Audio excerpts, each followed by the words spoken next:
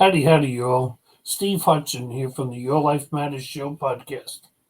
Now, you're about to see, I believe, a really, really good interview. One of the better ones that I've done, and one that I feel really, really good about. It's with my good friend and musician, Peter Barron. Now, I have to explain a little before we show you the video. We had problems. We couldn't get connected to this studio, which you're seeing me record at right now. We couldn't connect through Zoom. We tried that. We had no other way to connect except through FaceTime. Now, if anybody's ever used FaceTime, you know you can't record FaceTime.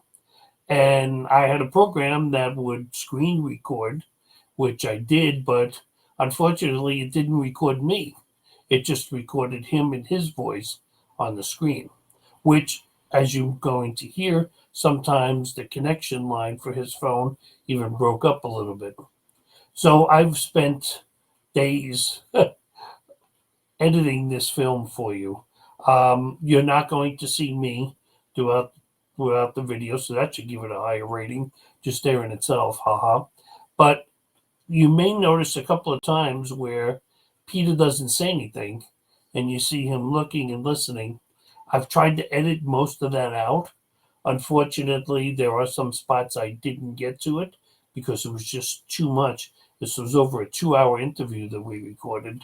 So if you see something that looks a little strange, or if he suddenly starts talking about something different, give it a second. You'll understand what he's talking about. But it's because it's been edited out where I was asking questions.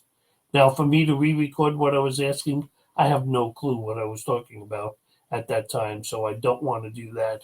So without further ado, here is our interview that we recorded last Thursday with Pete Barron.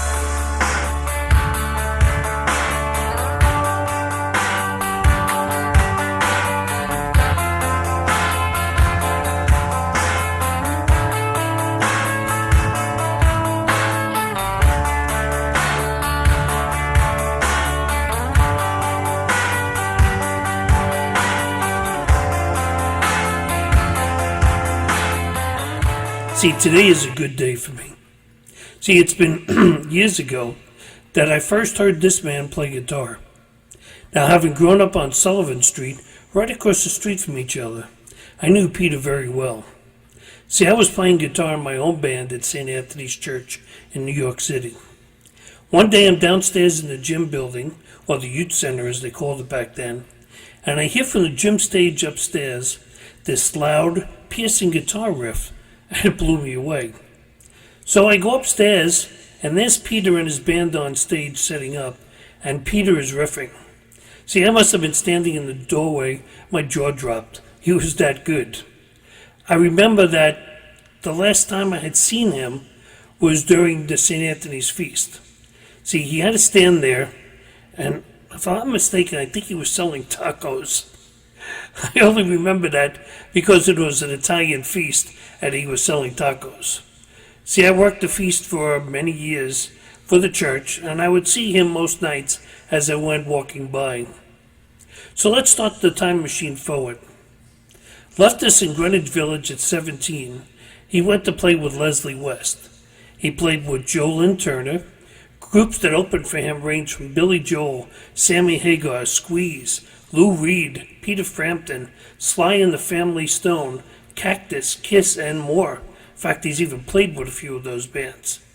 He's recorded a couple of hundred songs. He's played not only in the U.S., but around the world in places like Japan and Finland. He has 4 solo albums out: Love Valley, Active, Vampire, and Thunder Farm. Vampire is a rock opera, and he will probably perform some of those songs this weekend at the annual New York City Greenwich Village Halloween Parade. And trust me, if you've never been to this parade, you are missing something different and special. His first gig was in Evansville, Indiana, so now he's traveling south about 45 minutes to us here in Westport, Indiana. So tonight I'm honored to have on a personal guitar hero and someone who has earned his name as a rock and roll icon, Peter Barron. Okay.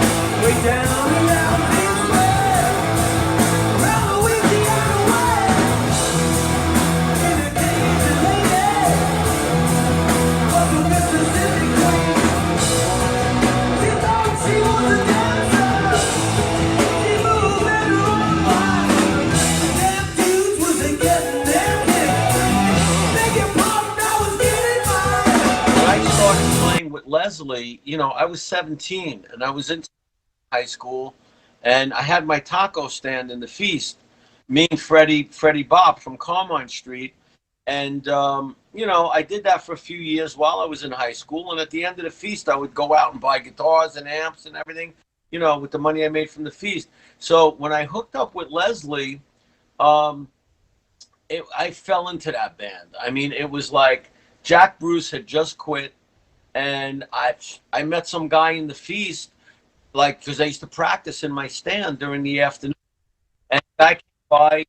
He was like 20. He was 22 years old. I mean, people would stop by of all ages, watch me practice in the afternoon. Like, I would just do it to practice because I was dead between lunch and dinner. So I would just play my guitar, and I had a half a stack of Marshalls in my stand, and this guy came by and says, "Oh, I'm a drummer. We should jam." And, okay. So he knew Charles Lane Studios. I don't know if you remember that studio over on Charles Street, Charles. And okay, book time. We were getting time there for $3 an hour. I was playing with all the guys in the neighborhood who didn't even know how to play, who had a snare drum, who just banged away. We'd go there, spend $3 an hour and play. Anyway, I of course knew I had already been playing for 12 years, so I knew all the Zeppelin and Mountain and everybody. Even though I never saw Mountain, I knew all the songs, Mountain and West Bruce and Lang, just learning how to play.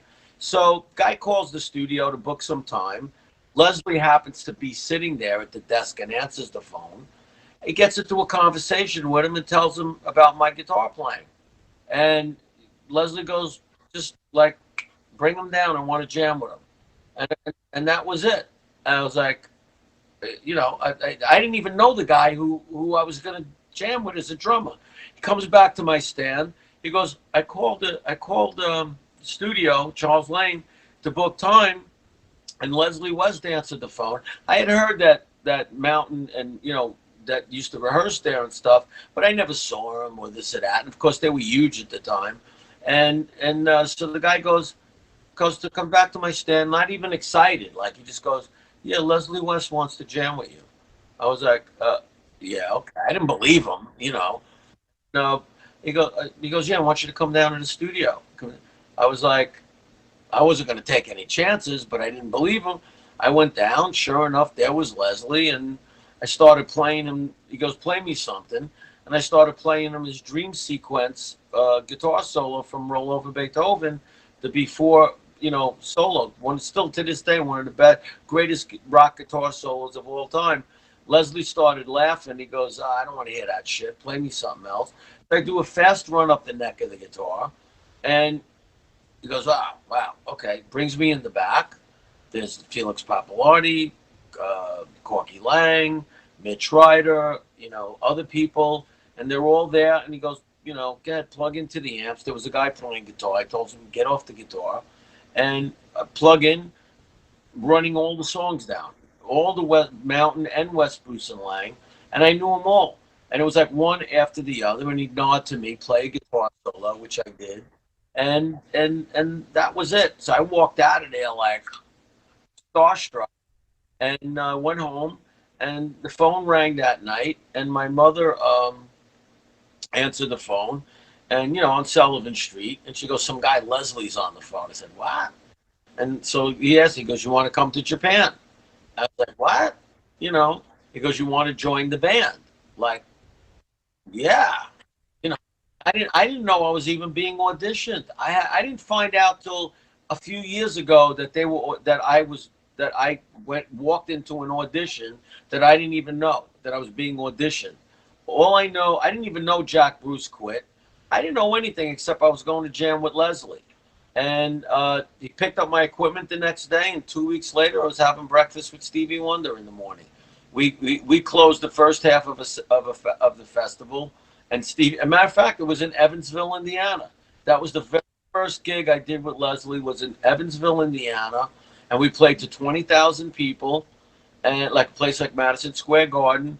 There was other bands on the show. The James Gang played, and Dr. Hook, and Stevie Wonder. There was a 2-day festival. He closed one half, we closed the first half, and we all stayed in the same hotel. and it was up from there because we played all coliseums and stadiums on that tour, and I didn't find out till years later that I knew Jack Bruce quit, but nobody talked about that. Nobody mentioned anything. I never met Jack Bruce, and but in Corky Lang's book, he mentioned stuff. And like Corky didn't tell me much either. Like nobody said anything. And I hung out with Leslie and played with him on and off for 49 years. He didn't tell me shit. And Corky the same thing. But Corky I wasn't as close with as I was with Leslie. And Corky and I got back in the loop with each other again in 2014. And I'll tell you about that in a minute. But Leslie, in Corky Lang's book, it says that they were auditioning people and they had a tour to do in 2 weeks because Jack Bruce quit and they had all these dates. That was a West Bruce and Lang tour. So the first tour I did with Leslie was actually a West Bruce and Lang tour. And along the way, they called it the Wild West Show. And that's all I knew. I mean, nobody said anything. And along the way, I mean, Felix Pappalardi worked with us, with it. And I during the Wild West Show rehearsals with Felix, I was like, I couldn't believe I was there. And they went out. I thought they went out to lunch, but they left, and I stayed in the room, and I'm going crazy, playing a million miles a minute, and just going crazy, like just overjoyed that I'm there, taking my guitar off, rubbing it all over my amplifiers. Just had my Echoplex that I used to play with on Sullivan Street. I don't know if you remember it. I used to make explosions and flying saucer sounds and all this shit. But to me, it was just a toy. It wasn't like anything that wasn't difficult to do. But I used to play around with Mikey Japp across the street. You remember Mikey Japp, right? So the wise guys would walk by. I'd have my shades down and I put my microphone through my Echoplex and I would call out their names. And like I would call like Mikey Japp, Japp, Japp, Japp. And we'd go into play Mikey Japp, and he'd just look up and just shake his head, and I could see him from underneath my curtains. And I go Mikey Japp, Japp, Japp, Japp, and then I'd let it go into feedback with my Echoplex, and I'd go Japp, Japp, Japp, Japp, Japp, Japp, Japp, Japp, Japp, Japp, Japp, explosions. And meanwhile, my shades would be down and the lights would be on, but you'd hear all these explosions and flying saucer sounds and everything else coming out of my room. Or if I see any of the wise guys, I'd call their names from the thing and do the same thing. So they would just walk by and just shake their head. So, and I was playing with my guitar in the studio with Charles Lane, and I started doing that with my guitar. I was playing fast, million miles a minute, rubbing my guitar on the amps, letting it go into feedback, doing my flying saucer thing and the explosions and everything.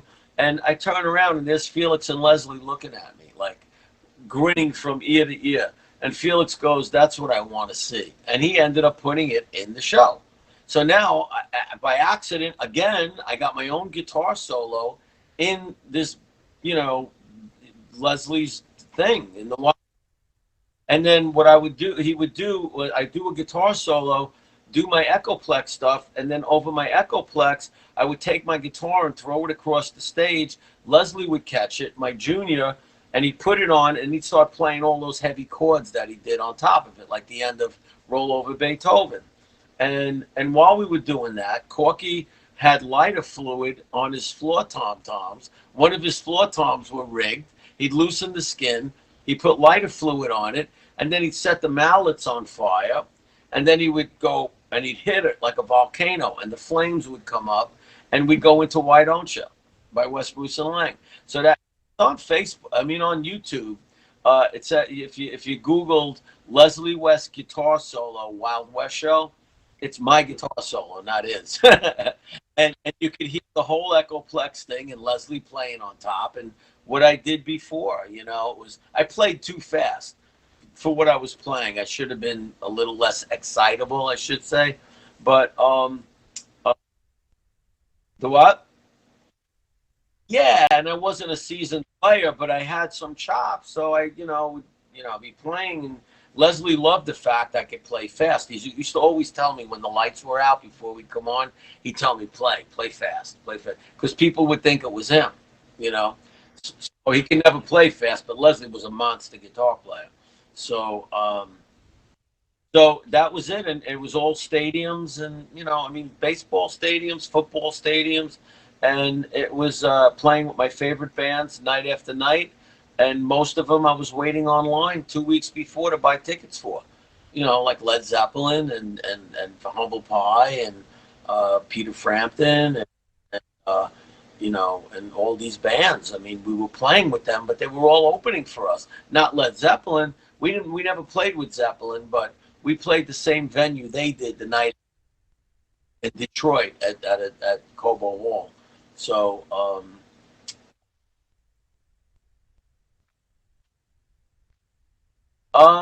well, you remember the nuns at the convent, right?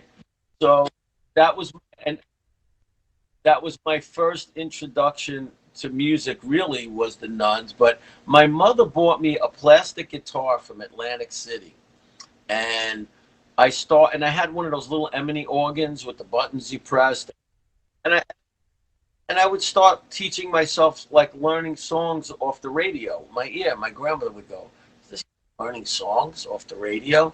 And one of the first songs I learned was off the radio on my plastic guitar when I was 5. Was "And When I Told Her" by Jay Americans, right?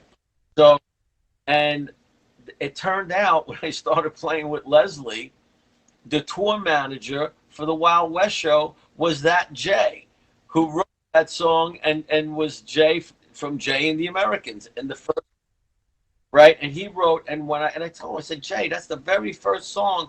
And he was doing sound for us, and also was our tour manager. Great guy, Jay. He passed away. And he was a really good singer too, which, you know, Leslie would tell me, that's Jay from Jay and the Americans. I was like, wow, okay. But he only did, I think, one album with them, because what I had heard was he got pushed out by the Wise Guys, and then Jay Black came in. Did the other on the other side of the border, whatever that song, you know, and the other Jay, and the Jay Americans were great. And you know, Jay, I keep in touch with through the years. He ended up singing with the Tokens, "The Lion Sleeps Tonight," and I went to the Seaport, and Jay was singing, because Jay Siegel is the lead singer from the Tokens, and they were playing the Seaport. And man, they were great. They were really good. And Jay, you know, sang background with them, and then he did "She Cried" within their set. And you know, they were really, really good. A lot of those oldies guys are just really good. I got roped into doing a few of those shows, backing these oldie performers. I get a call from a friend of mine who's a promoter, and I did. I got to meet a lot of them, and I didn't do them a lot, but when I did them, there were a lot of people on the same show, and I backed like a bunch of them or whatever, and it was very cool. And but yeah, so you know, the Les. Uh-huh.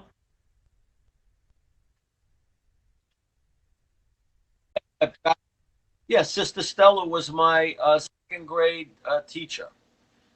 Oh, she was my first grade. No, Jonita was my first grade teacher. Sister Stella was my second grade teacher. So I go to the convent, and they had a piece of, I don't know if you ever did that, but they had like a cardboard little thing like to play the piano. Yeah, but they never let they. I never touched the piano there. I just played the cardboard console, like and I was in a console. It was a piece of cardboard on the desk, and they would say hit this, and I'm just hitting like notes on that were cardboard, and I was I guess in the first grade at that time. I was 6, and I already had the plastic guitar that I was teaching myself, and you know, I just and then I was an altar boy with the church, and then I became a choir boy because I couldn't remember the Latin, because back then it was all Latin and all that shit. And but I loved being in that choir. I mean, I was able to be a choir boy in the 3rd grade. It's when you were able to get into the choir, and I did it to get out of school. to go, and they would take us on school trips. We'd go to Rye Beach, this and that. But I ended up really liking it. But that choir, man, that organ, which remember the organ in St. Anthony's Church? Kidding me? Really? Do you remember Mr. Kaplan?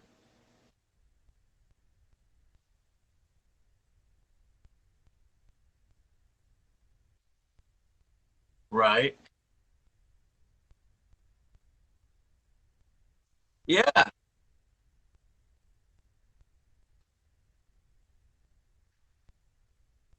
Wow. Unbelievable. That organ, well, you know what that organ sounds now, and those pipes were like, we sang in the middle of all those pipes, and those pipes, I mean, they had to be what, 50 feet tall? And we sang in the middle. There was 60 of us in the middle of those pipes. And I remember singing Midnight Mass, and that was really, I guess, my first introduction to music was really that choir. I mean, because that organ, it was like Keith Emerson playing, just doing, like Midnight Mass, especially, was like a show. The statues would be covered, and Mr. Kaplan there was playing like this real low key Gregorian chant, and but very low and all this solemn stuff. And then at 12 o'clock, boom, like Led Zeppelin hit the stage. They would uncover the statues, and he would play all this Alleluia stuff. And that organ was like on 10. It was loud, and that organ sounded unbelievable. It gave me,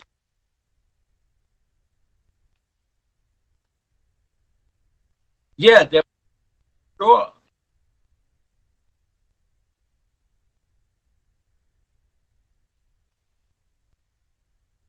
Wow. Yeah, I mean that organ sounded really fantastic, and I just remember the feel of it and singing amongst pipes on both sides of us. It was like, and that choir was pretty notorious back then that were in it. Uh, Yeah, so it was, but singing that stuff, and the dawn was purpling all the skies. I remember like bits and pieces of it. It was just powerful music, and and that was it. And I loved being in that choir. And then that led me into Father Linus there, giving me a room to play with my first band in in the Memorial Hall, which is where and we had a room there, and had Anthony Rosso on drums, who was a pretty nutty guy. Frankie Barilli, I don't know if you remember him. He lived on the street. He was on bass. He passed away, Frankie, a few years ago. And Rudy Aiello from Thompson Street was on guitar, and me. And I was the youngest one in the band. And we, they let us practice, and in there, and then that was it. And then we all got into high school, and everybody kind of started going separate ways. And I ended up, because like you would think there'd be more musicians from our neighborhood, but we didn't have the places to play. We didn't have space, you know.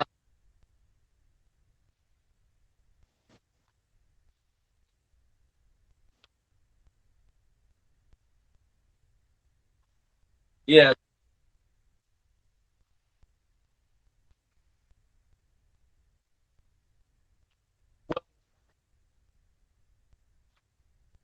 Do you remember Johnny Bugs? Bugsy, he played, okay. Vinnie Tomasoli from Thompson Street.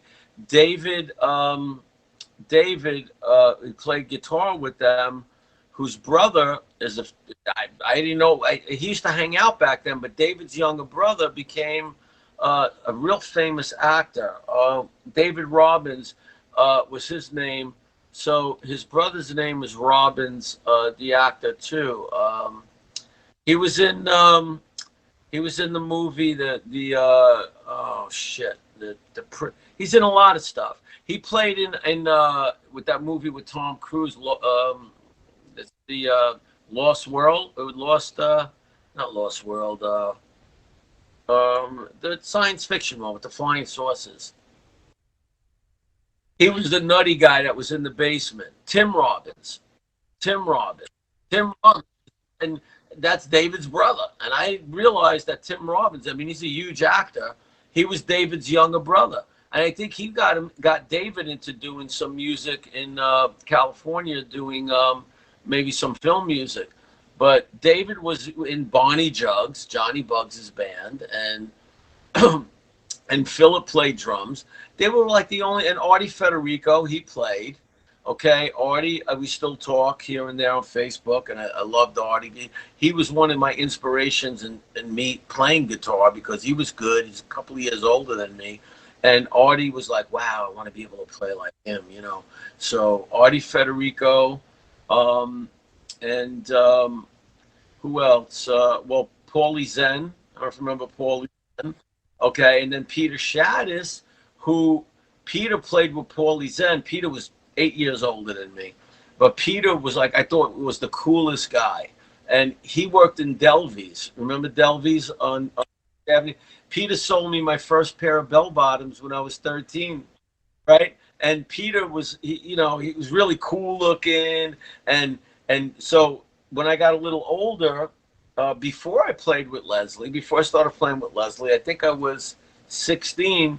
Peter and I got together, and we started playing together, and we didn't really have a band. It was just me and him playing. We didn't have but Peter was way ahead of me. I mean, Peter was like, you know, he was into Chick Corea. Peter was very different as a musician, as a bass player. Peter read a lot, so his writing was so different, and you know, and he really hit me to a lot of stuff. So when I was playing with Leslie in the beginning, I had formed my first side band because I was signed to Bud Prager, who managed Mountain and Foreigner, and you know, and they gave me a place to rehearse in the penthouse of 1790 Broadway, which was where the offices were. But the middle of it was a studio, and that's one thing they gave me was that. So their office would close and my office would open. Every night we would rehearse up there. I'd have 20 kids from the neighborhood up there every night. We'd be, you know, in the penthouse overlooking Central Park. I mean, we had a ball up there. So that band was my first fantasy. I called it Fantasy, the band. And Peter Shaddis played bass. This guy, Joey Colasino, sang. And Jimmy Melfer played keyboards. And this guy, Patty, played drums. And all great musicians, all of them. But Peter was so far ahead of us, like mentally and musically. And he used always to tell me, like, I'd want to rock, you know. And he used to tell me, why do you want to sound like everybody else? You know, why don't you, you know, and I didn't really understand what the hell he was talking about. And he took me to go see Chick Corea play, and he knew Chick Corea and Stanley Clarke. And I went to go see them play Max's Kansas City. This is also before Leslie. And I went, and I was hanging out with Chick Corea and Stanley Clarke, and Peter was talking to them. But he would take something, and it was so melodic on the bass and riffing it out. He wasn't like an AC/DC kind of bass player, you know. Do that. Why do you want to? And we were doing stuff like a combination that we were writing with that band, like a combination between Yes, Led Zeppelin, and Deep Purple. You know, Jimmy would set his organ on fire, and you know, and he was like a lot like John Ward, the way he played, put his organ through amplifiers. I had my influences, and there was Peter Shaddis, who really made us different. And the singer we had was very different and really good. And Joey was very into Yes and stuff also. So we had a mixture of stuff. And, you know, I have some cassettes that we recorded at rehearsal.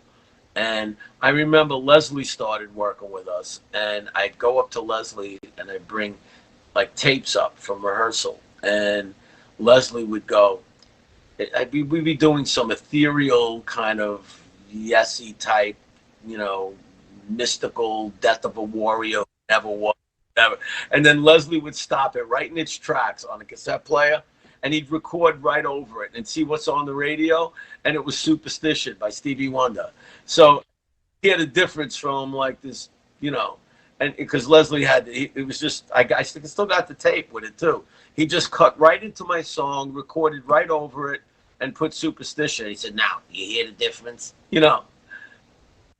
So he would, well, that band was, you know, that band was really, really good too, and it was very different, probably too different, you know, for them at that time. We're talking with my band at that, it was also 73 and 74, and but I got a call to go open for Kiss with that band, and I have a poster, and I never liked Kiss. Peter Shaddis used to play with Peter Criss from Kiss in a band called Nautilus before Kiss.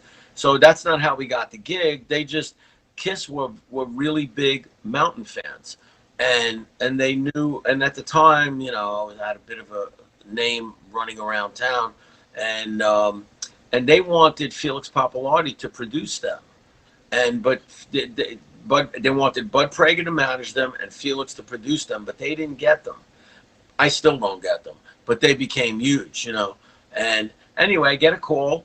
They actually paid me $500 to go down and open for them. This is 1970, right around Kiss Alive, whenever that was. Kiss Alive just came out, and you know, and they paid me that much money to go down, which was a lot back then. To just, it was like a quick call, come down and open for them, and they put my, which I found out years later, they totally sabotaged my show on purpose. They screwed up my monitor mix, and I was pissed.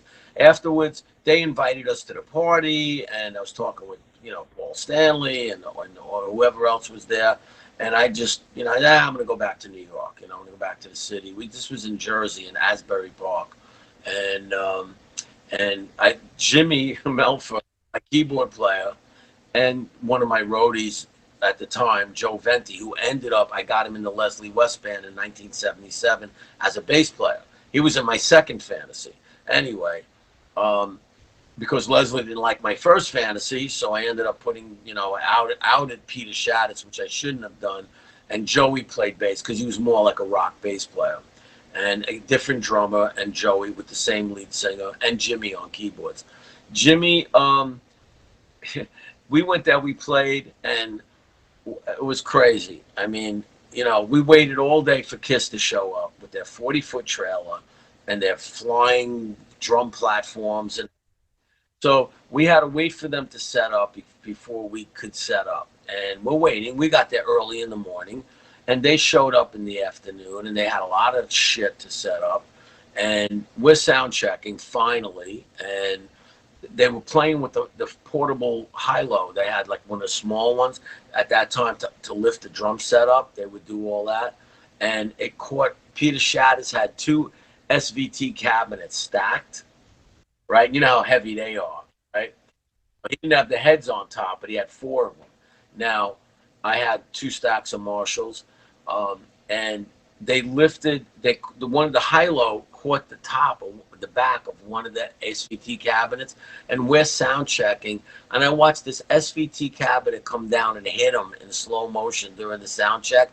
His face started bleeding. He got mad. He threw his guitar down. You know, this is all during the sound check, and we go into the dressing room, and the promoter comes in with this big cigar, like a foot long, and you gotta go on. And Peter turns around and he smacks me in the face, and then Jimmy smacks him in the face, like the Three Stooges. We're like in a circle, smacking each other, and we ended up playing, and then they continued to screw up our monitors, you know. So I don't know what it sounded like in the mains. It had to be 4,000 people there, and so I left to go back to New York. Jimmy stayed. Jimmy went, and we rented the hotel room under Peter's credit card, and he was the only one that had a credit card. And I got a, so Jimmy went in the hotel room, and he cut a hole. He was a construction guy, and we all worked for him. He put us all to work. He cut a hole in the wall between the two hotel rooms with a sawzall, and wrecked the hotel room with a sawzall. and Peter got charged for it on his credit card. So he had a rough day after getting hit with an SVT cabinet. He and I drove back to New York. Peter lived on 10th Street, but that was the Kiss show. But now years later, this is only like a few. I never liked Kiss. A few years ago, um, maybe three. They were playing. They would Kiss was touring with Def Leppard. My daughter wanted to go. My stepdaughter wanted to go. Okay, I said, I mean, you're gonna put me through this? I gotta go see Kiss, who I hated for years. I'm laying in, in the lawn by the PNC in Jersey, which is like Jones Beach. It's a shed. They call it. So I'm there, laying there. Kiss is play. Okay, show was cool, but of course, all the glitz and everything. Def Leppard was, they were okay. I like Def Leppard, but live they didn't translate so well. Um, anyway, I go home. The guy who plays drums with me in my band, Thunderfall, calls me the next day. He goes, "Hey, you're in Kiss's tour book." I said, "What are you talking about? I'm in Kiss's tour book. What the hell am I doing in Kiss's tour book?" He goes, "Your poster is in Kiss's tour book." Sure enough, in the centerfold of their tour book, I would have bought one, but they're like $40 a piece. If I known my poster was in there, I have a photo of the poster or the page of I have the poster and then the page. It's the centerfold of the tour book. It's all black and white with Kiss, all the guys in Kiss, and it takes up the 2 pages. And then my poster from that gig is in color in the middle of their black and white thing. It says Kiss, The Sunshine Inn, in Asbury Park, New Jersey, which became, I don't know what it became after that. And it says with Fantasy, Fantasy featuring Peter Barron from Leslie West Wild West Show. And the reason why they put it in was because they were Mountain fans. And I says, wow, well, I guess I can't be that mad at them now. I ended up another thing accidentally, how, I don't know. But if I could find it, I'd buy it. It's from the tour they did with Def Leppard because they got a shitload of tour books. They got merchandise up the kazoo. But so first Fantasy. But they were all from Ozone Park, those guys, except for Peter. They were all from Queens, and we used to play Forest Park in Queens, and we had thousands of people there. I had just come off, I was still playing with Leslie in the first, in between tour dates, and so and we played Arthur Ashe Tennis Stadium at that time, and we played, we had Sly and the Family Stone playing with us, so we played to 35,000 people there. And I hadn't been in that place till my daughter graduated John Jay College. They had their graduation there. And now they put a dome on it. It's right next to Shea Stadium.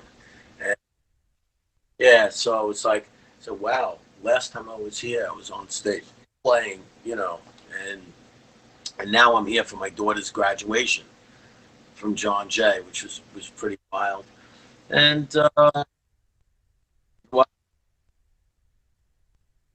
yeah, it was. I got photos from it.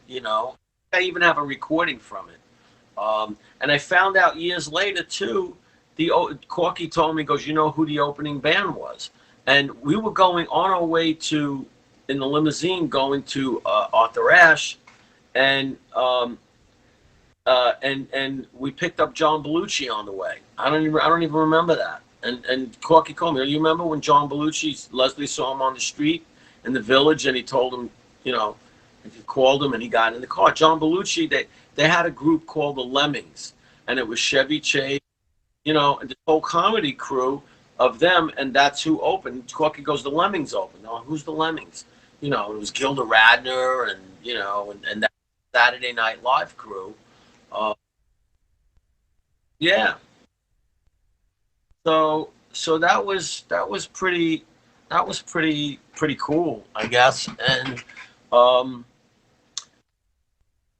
oh, Joe, yeah, Joe's a great guy. I love Joe. We became friends. I started playing with him in 1994. I opened for him once, and I didn't really know who he was. I played a place in Jersey with him. I was asked, "You want to open for Joel and Turner?" Yeah, sure. Who's Joel and Turner? So I opened for him, and all along there was this singer that I really liked that I would hear on the radio and everything, and I said, oh, I love this guy's voice, and blah, blah. I didn't know it was Joel Turner, and I liked the song Stone Cold, Street of Dreams, because I was into Deep Purple, and but that was the original Deep Purple. And then like I was more into my own material and everything after that. And then when Rainbow happened, that was Ronnie James Dio, and I did buy that album, Man on a Silver Mountain, that he sang. And this was all before I started playing with Leslie. That Rainbow album must have came out in probably 71 or 72, 70s. So Joe started playing with them, I guess in maybe 76, 70, somewhere around there. So he took Dio's place. Now, let me see. I played with Dio in 70, 76. So Joe must have came in after that. We played the Allentown Fairgrounds. Us, Rainbow, me and Leslie, Rainbow, and we had Angel opening for us. So Angel opened the show, then we went on, then then Rainbow went on. So now there was a promoter from Japan, my friend Kaz Kojima, friends, me, him, and Joe all became friends over this show. Kaz did the John Lennon tribute concert in Japan years ago, and he also was uh, was responsible for opening up Prince's clubs. Prince had a club called Glam Slam, and he opened Osaka. I don't know if he opened one in Tokyo, but he opened a couple of them in Japan. And my friend Kaz was instrumental in doing that. And he was a promoter, and he also sings. And we're friends to this day. He lives here. So he reached out to me, found his way to me because he had heard that I opened up for Joe Turner, and he wanted to do a show for all these people coming in from Japan, 800 of them. So in New York City. So when I played with Joe, it was like, we played and all that. When Joe came on, I was like, holy shit, that's the singer that I've loved his voice for years, and I didn't know who he was. And I'm all these songs, yeah, and he had Al Pitrelli playing guitar with him, who started Trans-Siberian Orchestra. So that was probably 93, 94, beginning of 94. Anyway, that I didn't meet Joe that night. I met Al Pitrelli briefly. They sounded great, and that was that. And I those are songs I had heard on the radio, and that was the singer, man. Oh fuck, that's so. Anyway, after that, Kaz approached me, contacted me about getting Joe to do a show because Rainbow was big and huge in Japan, and Deep Purple too, and he loved Joe Turner. Can you get? I says I don't know the guy, but I'll find him somehow. I'll reach out to him. And he also wanted me to get Joan Jett. Now, all my friends, I knew everybody in the band except Joan Jett. All my friends, all her bands she ever had, I knew everybody in the band, and except Joan Jett. I mean, I met her, but I never knew her. So I pulled together both bands for this other show. So me and Joe ended up going out to dinner, and he was very nice, and we hit it off. And I opened for Joe at this show. It was Joan Jett went on first, I went on second, and Joan Turner went on third. Now, Joan Jett had Tommy Price on drums, who played with Billy Idol and a lot of other people, a friend of mine from Staten Island. And at the time, she had Tony, what's his last name? He plays with Enrique Iglesias. I think he still plays with him. And he's played with different Soraya, and Tony's written songs for a lot of people, and, great guitar player. He was playing guitar, and Kenny Aronson was playing bass, who I also knew. And Kenny played with Leslie for a bit, with Carmine Appice on drums. So they were like, I'm looking at them, I'm saying, and it wasn't them. I mean, Joan Jett, she was like a wet napkin. And I liked the songs. She was like, I would think they would be really fired up, you know, like, uh, and I'd say, this is a band, an act that sold millions of records. I mean, we went on and, you know, we kind of blew them away, really. And then we played. Joe Lynn watched my whole show. I didn't know he was watching my whole show and his whole band. And then Joe played, and he was great. I have photos from that day, too. And we played in front of 800 Japanese music students, and they loved it, man. I had that place, you know, uh, going crazy. I mean, I got pictures. They were up. They were like, they were really into it. Anyway, that was that. And so I get a call. Joe tells me that day, he goes, you know, you guys are the best opening act we've ever had. And I'm like, oh, cool, man. Great. Thank you. Thank you. Thank you. That was that. I guess about a week goes by, 2 weeks maybe. I get a call from Joe Lynn Turner. I don't know how he got a hold of me. We didn't exchange numbers or anything. And he goes, listen, you want to come on tour with me? I'm like, what? Yeah. Well, yeah. He goes, come and pick up a tape. He gives me a cassette tape, a live cassette tape of his band playing Rainbow songs, which I really didn't know. I mean, yeah, Highway Star I knew, Smoke on the Water I knew, even early Deep Purple I knew because I studied Ritchie Blackmore as a guitar player as a kid, and like Jimmy Page and Blackmore and Hendrix and Leslie and Steve Howe and um, Peter Frampton and, you know, other people. So I get the tape from him on a Sunday. I work with the stuff on Monday. The first song was Death Alley Driver, which is a Rainbow song similar to Highway Star. He'd opened with it. It's very fast and very cool song. I was like, it took me 6 hours to learn the guitar solo in the middle because I was more familiar with Deep Purple. You know, Highway Star I knew backwards, you know, but Death Alley Driver I had to learn the solos as they were. And I'm saying, oh man, I'm gonna call him up. I can't do this. I can't. It took me so long. I said, I have 6 hours to learn. The first gig was on Wednesday, right? Now, I I ended up learning all the songs on Monday. Once I got through the first one, the rest of them kind of were easy. You know, I was able to get through them. I got into the mode of the songs and playing and stuff. So I got him down. We rehearsed on Tuesday. Joe had some sort of live end that he did on Death Alley Driver that he had a guitar player for 2 months that could not do this end and couldn't do it. I mean, I didn't think it was that big of a deal. I learned that it was a little tricky and twisty, the riff, but I got it down and I rehearsed with him. Everything sounded good, ran through it.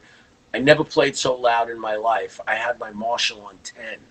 And I mean, I would play that on 10 with Leslie too, but we were playing, 20,000 seaters or baseball stadiums where it didn't matter. We were out, big outdoor sound travel. This was in a rehearsal studio, and Joe's going like this to me, like, play louder. I'm like, my eyes were crossed. I had to shut my eardrums down. It was making me sick. That's how loud they were playing. So we did that. So we rehearsed on Tuesday, did the show, fine. Next gig Wednesday, we played at a place in Maryland, and I just want to make sure I had everything and played it. So I sat tight, just didn't go too crazy, played what I had to play. The next night I went crazy. We played a place it was a theater in Virginia. It was called Jack's, and we blew it away. And that's up on YouTube. There's somebody put up the full show, but there's a couple of songs separate that were up there that are from that show. We introduced Mountain and all that from Leslie, and and we did Never in My Life. And we also did Can't Happen Here, which I absolutely loved playing with him. It was a Deep Purple song because Joe was also in Deep Purple. He did the Slaves and Masters album. And I wasn't familiar with those albums, and I learned it off the tape that he gave me, the cassette, which to me sounded not like the record. Because when I heard the record, I was like, wow, that's the same song. We play it better than that. It was faster. and I twisted up the guitar riff where I liked it much better, and it was kind of like sort of a twangy Aerosmithy thing I did with pulling the chords while I was playing them, because that's what it sounded like to me when I heard it. But when you listen to the record, it was very straight, like, you know, and slower. And I was like, boy, that's boring, you know. But when we played it live and it's on there, the thing kicks ass. We had Gary Corbett, who was playing with Kiss and Cinderella on keyboards. And I cut loose that night. I was bouncing around all over the place, and it was a great show. It really was. It was great. So that's up there. You know, me, Joel Turner, and me, our names from Jackson, Virginia. And then there's another show up there which was pretty cool. AL Gators we played, but you know, there just happened to be people that were in the audience with a video camera. So if we didn't have it, they didn't do that, we wouldn't have had it. It wasn't like a high end video, but it's cool and it sounds good. Um, and Joe and I have been friends ever since. And I did his album, played on his album, and sang on Undercover, you know. And but we've remained. We email each other. He lives in Belarus now, and he married a Russian warrior. It's his third wife, Maya. She's from Belarus, and that's how he ended up over there. And you know, I knew his second wife, and I knew his first wife, Teresa, the second wife, and he was with her for a while. And his daughter Liviana, you know, I've hung out with her, and you know, now she's grown up, and she knew my son too. And Joe's just a great guy. Knew his mother, knew his father. We became really friendly. You know, his real last name is Linquido, so he's from Hackensack, and it's funny because Joe opened for us in one of the clubs that I did with Leslie. Like, I guess it was after, you know, that first 2 years of Wild West show stuff. We played some clubs and then small theaters. We played in Chicago somewhere. I don't even remember the name of the place, but it was a big club, and his band Fandango opened.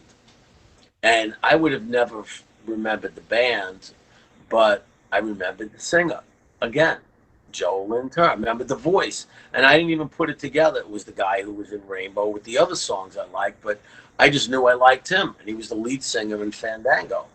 And you know, I told him all this years later, and so he came up with me on my live album when he was in, you know, in town, and that's my live album. My God, you got some of your address. I'll send you. It's on. You can download it if you got Apple Tunes. You know, you can. The album's up there, and I'm going to be putting all my other ones up there. But I could send you a CD too. There's my band. Done the farm. You can see that.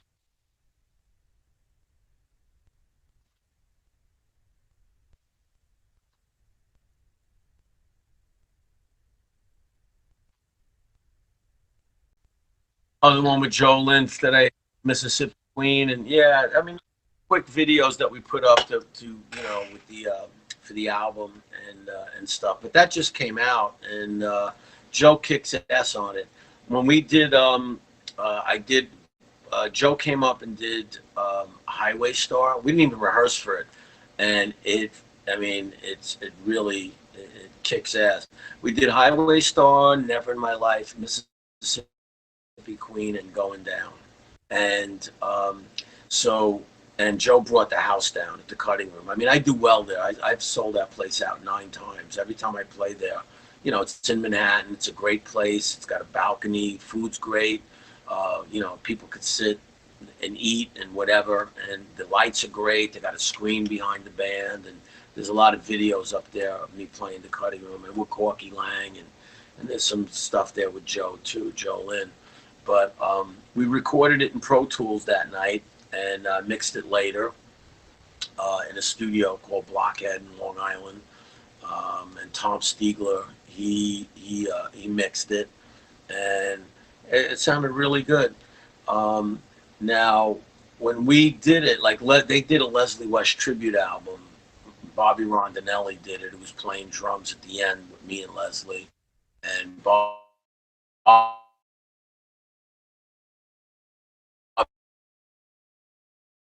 played, he was in Rainbow too with Joel and Turner.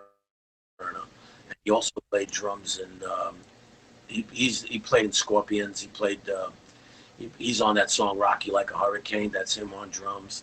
And anyway, Bobby, they threw together this album, and I think the album was terrible.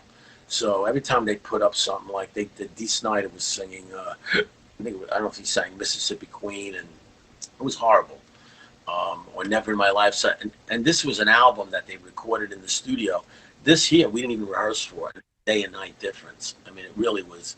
And we were a little, Bobby didn't even ask me to play on the record. Now, okay, I know my name isn't Ingve Malmsteen, but Ingve butchered Long Red.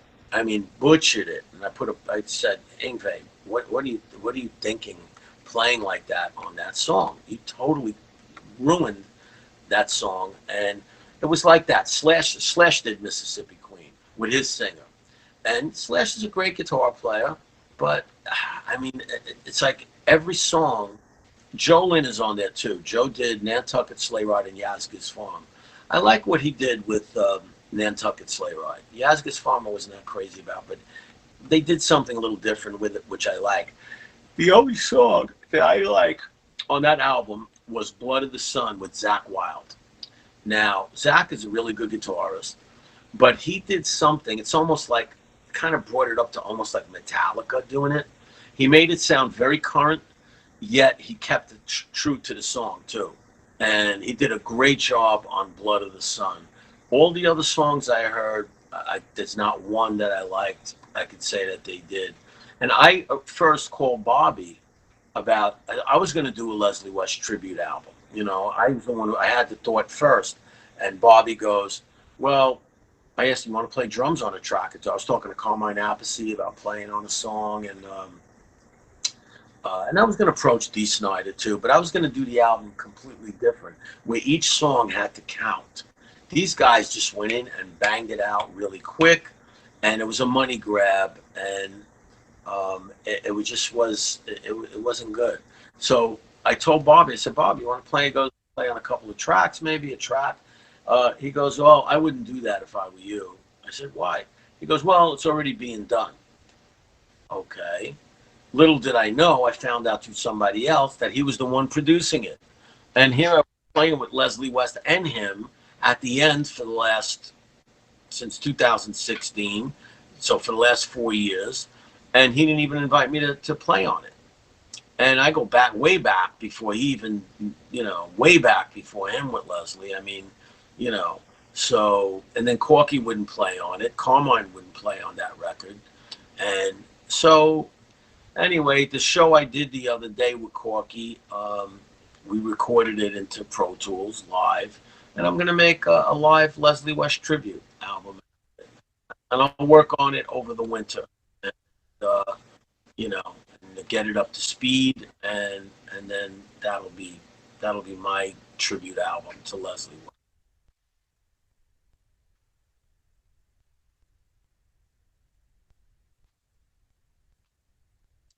He was almost like a father or an older brother, because they were like, they were like 10 years older than me, all of them. And he treated me like a kid. When we were on tour, he put my hotel room next to the tour manager's, this woman, Mary Beth. And she, um, she she introduced me to a lot of people and stuff, which was cool. But they put her next to me so they could keep an eye on me, that no one would get near me with drugs and stuff, because Leslie would say, don't take anything from anyone, don't, whatever. So, and I was just, these guys were in their hotel rooms all day. I would take the limousine. Leslie would let me take the limo, and I'd go run around wherever we were, in whatever town we were in, a city, and I go looking for people my own age to hang out with. And I pick up people with the limousine and come out with a whole crew of guys, girls, and that's what I would do. But Leslie was always till the day he died, he would talk to me that way, and like I'll tell you a funny story.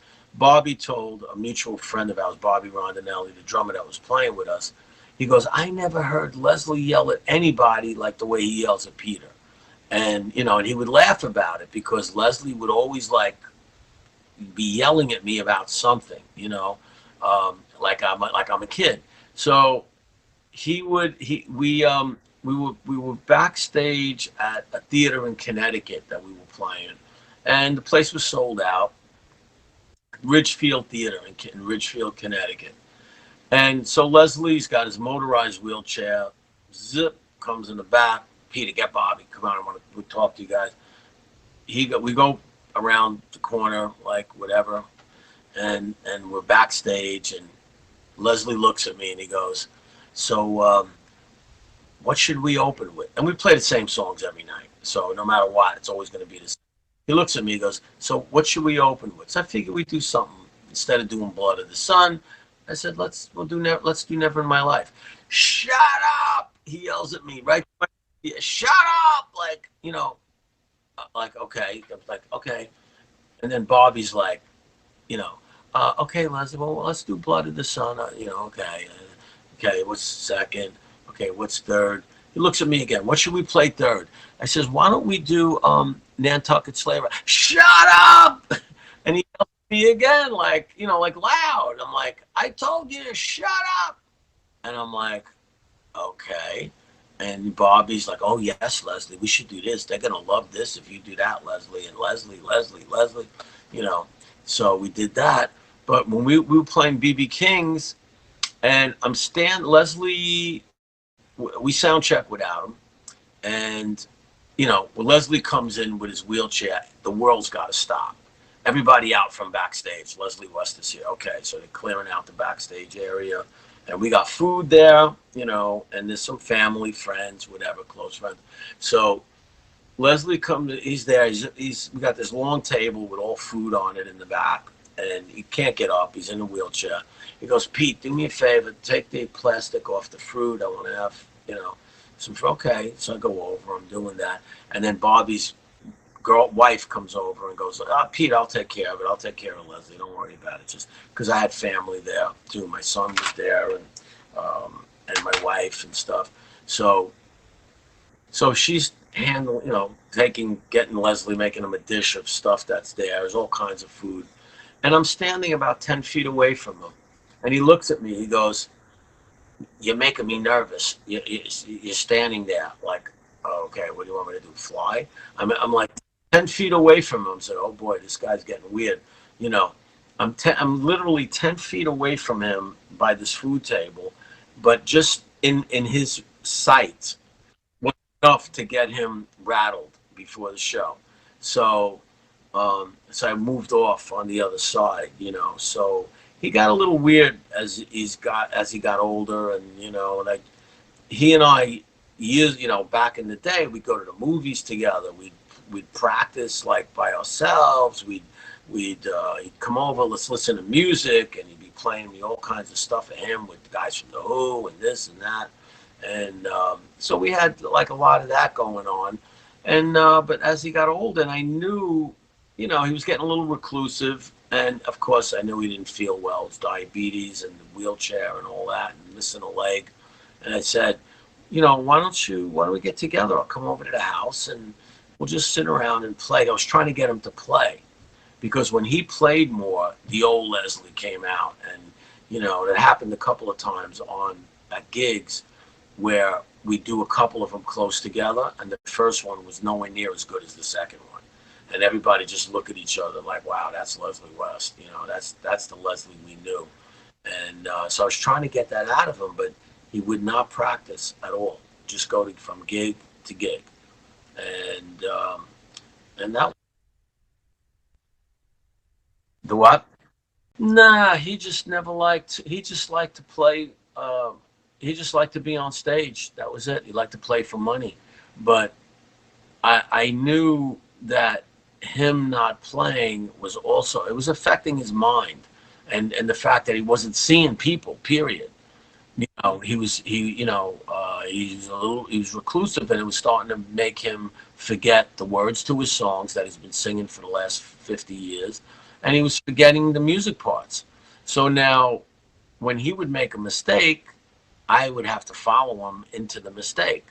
And if he made wherever he went, I'd have to watch him like glue on the stage. And wherever he went is where I had to go. He changed. No arrangement was the same twice. Every night was different, and you'd have to follow him wherever he was going, and that was it. And then he'd blame you for it later.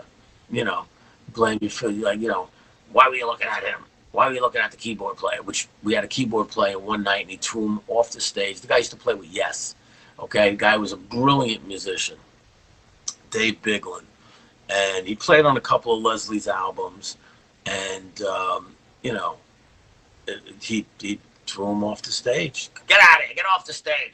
His wife threw a check at him. It was crazy, but yeah. Okay, well, my Thunder Farm band, I got the live album out. Thunder Farm features Paul Morris on keyboards. Paul played with Rainbow, and he played with Yngwie Malmsteen, and he played with Trans-Siberian Orchestra. He's on the Trans-Siberian Orchestra album. He's my keyboard player. We're playing, and well, I'll tell you where we're playing next. Tony Lazzara is on drums. Tony's been with me for a long time. Killer drummer.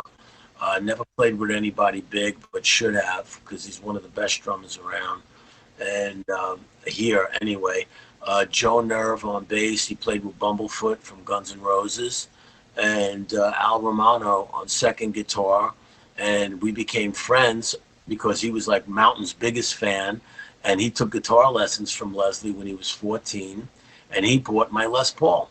And we became over my Les Paul Custom, my 57 black Les Paul. And Al's a great guy. Al played with Ray Gillen from Badlands and in a band called Sun Red Sun. And Mike Starr from Alice in Chains was on bass. And Bobby Rondinelli was on drums. And that was the connection. And that's my Thunder Farm band. We're playing at the Halloween parade this Monday, the New York City Halloween parade, which is a real hoot to play that thing. And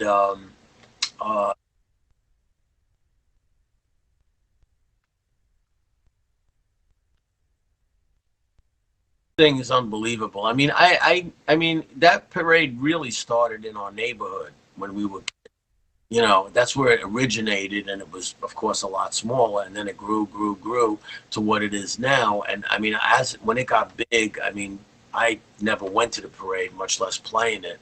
But the experience of playing in that parade, they say there's 2 million people there. And I mean, it's wall to wall from Canal Street up to 16th Street.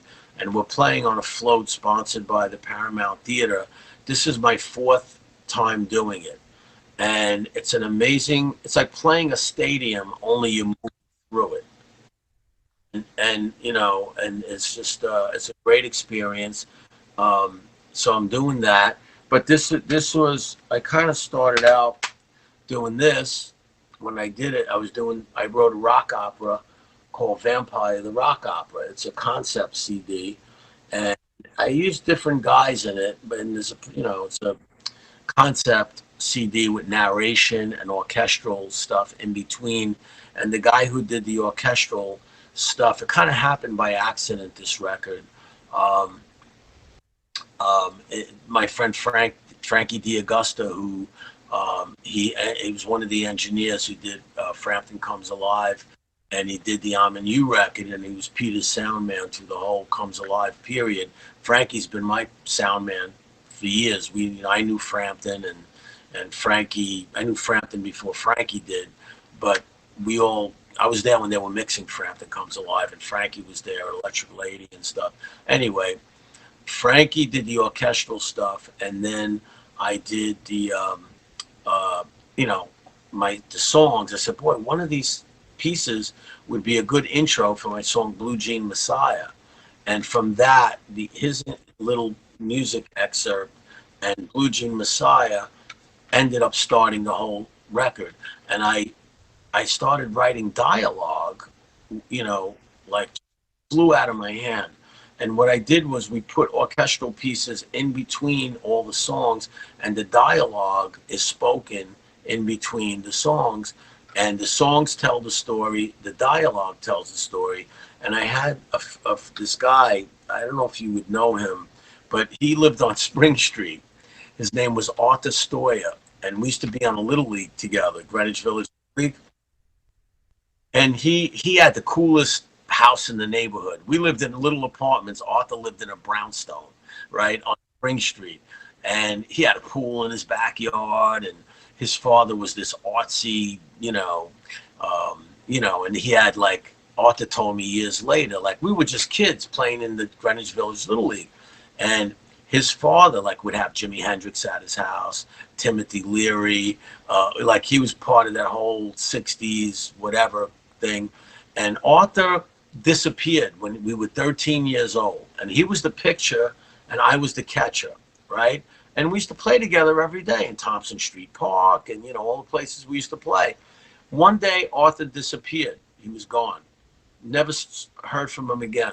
Now I had a recording studio in Manhattan for 10 years called Tribeca Artists, and Arthur had become I didn't know anything, and Arthur disappeared. Anyway, someone introduced this guy to me, and he wanted to bring a session into my studio. So guy comes in, he's got long hair, and we're talking, and he goes, yeah, he goes, I grew up on Spring Street. Spring Street? I said, yeah. He goes, how in Greenwich Village? He goes, yeah. I said, well, I'm from Greenwich Village. I said, he goes, yeah, I lived on Spring Street. And I was like, and he goes, yeah, I played in the Greenwich Village Little League. And I said, I played in the Greenwich Village Little League. And he goes, yeah, I played on a team called the Robins. I said, I was on the Robins. I says, wait a minute, what's your last name? And he goes, Stoya. I said, Arthur Stoya. Holy shit, whatever happened to you?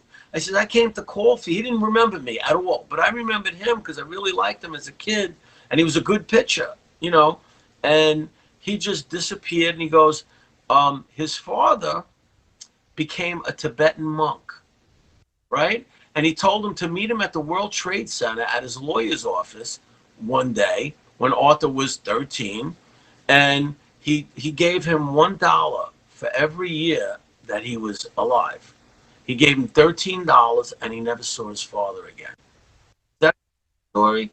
Now, and he went and moved in with his mother, who lived in Florida. Now, his father was worth millions, and Arthur didn't get a penny. But his father had a girlfriend that he left money to, and she felt so guilty that Arthur didn't get any money that years later she gave him money to buy a loft in Tribeca. And yeah, that's a lot of money. And he sold the loft for $2 million. So Arthur, we became great friends again. And he has this great voice, like, it was a dark, black, starry night, And I says, Arthur, you got to do the dialogue on this record for me. And he ended up doing the dialogue in between the songs, and it just sounds fantastic. So what that's going to be up on Apple Tunes shortly. Because huh? Well, I have one line. I do have I do have 4 studio albums. I have another one in the can that I did. We finished it during COVID, which actually was recorded after the live album that I did. But we put the live one out first because my new studio album titled Thunder Farm, that is, I'm holding it up because I'm doing music for a film called Paper Empire. I'm trying to say Pimple Empire. Paper Empire. Directed by Robert Gillings, written and directed by Robert Gillings. It's about a guy who embezzles $58 billion of digital currency. So that fell into my lap, I guess about 3 years ago. So he asked me, can I come up with a song, for the intro, for this, or some songs for the TV series. There's a million celebrities in it. Robert Davi plays the guy Lawrence Finch, who's the guy who embezzles the $58 billion. Then you got Cuba Gooding Jr.'s in it, Kelsey Grammer, Wesley Snipes, Ann Archer, Richard Grieco, um, uh, uh, who else? Steve Gutenberg from Cocoon, um, Denise Richards, Carol Alt. And so there's a list a mile long. They're filming season 3 now, so I'm not sure exactly where it's going to pop up. Maybe Netflix. I don't know, but it's going to come out. And my song's the intro to every episode. It's called "Money Is the Magic." So they love it. They flipped over it in L.A. and whatever. And if you like it, I like it. So that's the intro to every. The intro looks phenomenal. I mean, it's got you know there's like the Miami scene with Miami at night and speedboats and helicopters and girls and G-strings getting out of pools, and it's very kind of got this Miami Vice look, the intro. And then it's got New York scenes in it too in the intro to the thing. And I did the theme music for it. I said you need a theme going throughout, because it kind of struck me. It had this sort of like James Bond element to me throughout the whole series, and there's a lot of like yachts and private jets and lime green Rolls Royces and all this stuff, and it's very cool. So I've been looking at all the outtakes, and it's a lot of editing involved, and it's always working on this thing. Robert also did American Fright Fest, so and he's going to be doing American Fright Fest 2, which is going to be using some of my vampire stuff for the soundtrack for that film. Now I also have. This was my first album. It's called Love Valley, and that was done in 2002, and Eddie Kramer produced it and engineered it. And Eddie did Led Zeppelin. He did all my favorite albums. I mean, Eddie did, I think, 3 Zeppelin albums. He did the Humble Pie records. He also did Frampton Comes Alive. He did The Nice. He did Emerson, Lake and Palmer. I mean, Eddie did some of my favorite bands of all time. And anyway, he had signed me to produce me, and anyway, this came out on Kibble Records.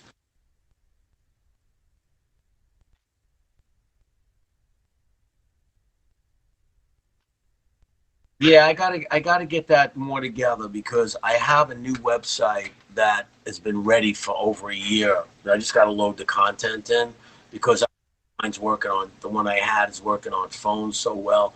I'm in the process of getting everything very organized, but again, it involves all, doing all the stuff with the computers and stuff, and I just got so much going on that to sit there and get bogged down with like what we just got bogged down tonight.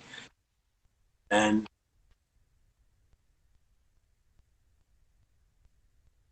oh yeah, yeah, that was uh well I did I did a Wendy's commercial that was a radio commercial in the 80s. That came out really cool. I started putting some of that up on Facebook because I got so much like eclectic stuff, that just to get it up there and have it sort of documented on YouTube and there, for prosperity. And the song came out great. I came up with a whole slogan: "Take a Wendy's bite." I did the music also, which for this show Flipside that Don Johnson produced, and Ringo Starr was supposed to be in it originally, and I was told to come up with something for it, and they told me a little about it, but Ringo Starr pulled out, and then they were getting Davy Jones, but it was like a combination. It was supposed to be an English rock star that like a Dick Van Dyke of rock and roll. It was like a guy, his wife flips out, he's got to come home and take care of the kids. She takes off, and so I'm thinking, well, Beatles, Monkeys, So I wrote a song called Flipside for it, and I hit the nail on the head with what it was about. But it was just a pilot, and never came out. It was on NBC, and but I envisioned it like a Dick, like how the intro was going to be like a Dick Van Dyke show, like you know, he's on stage playing and all this stuff, and then he comes home and the kids run up to him, and that whole scenario, and it was like turning to the flip side, Daddy's coming home, turning to the flip side, you'll never be alone, and and the words were all conducive to that whole scenario, and I did that. I mean, I produced people. I produced, yeah, I had my studio in Manhattan and was signing, young bands to produce. And because I was getting so close with my stuff, and every time something would happen, like this album here, Active, this was my second album. Okay. Now, Active was my answer to like modern rock, like 90s rock and that whole thing, Smashing Pumpkins, and sounds it's my take on it. It sounds like me. Anyway, I had four labels interested in me doing that, and major labels, and they were all coming to see me play, and I was packing clubs and all that. And what happened was all the people overnight, 2,200 people got laid off in the music business, and this guy Bronfman, owned he owned Seagram's and he owned Tropicana Orange, Bronfman family that owns Seagram's. He restructured the music business overnight, and everyone who was interested in what I was doing, and that was Geffen Records, um, Benji Gordon up there. He signed like six bands that year. Um, Capricorn, A&M, and I think Epic.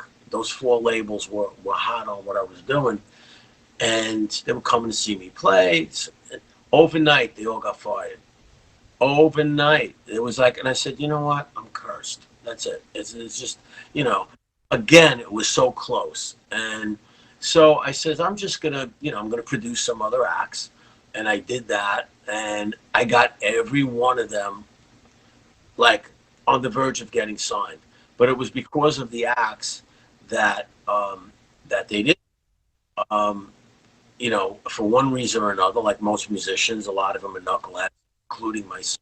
I made some pretty big mistakes by not picking up with certain big bands that asked me to play with them that I should have because I wanted my own band, the James Gang being one of them.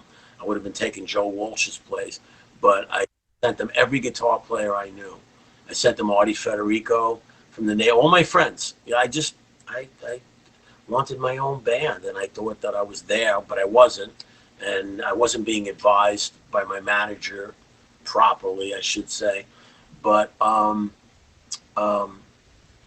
yeah, the I always wanted to have my own band, and that was that. So I made whatever. I mean, I've had so I even fairly recently I had a couple of offers to play. Skid Row asked me to meet them on tour. I never liked Skid Row, but I had played with Sebastian Bach, and he wasn't singing with them, but they asked me to replace Snake Sabo.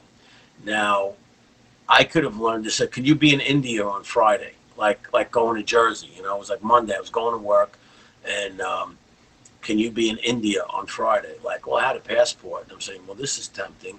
But I had my son living with me. I was a single parent at the time. And I would have came back and not had my little construction business that I had.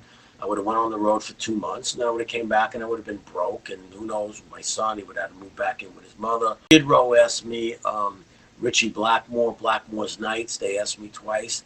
But I had to move to Europe for England for a year, and they were offering like 50,000 a year, which wasn't much to relocate and give up my whole life and everything. So I didn't do that.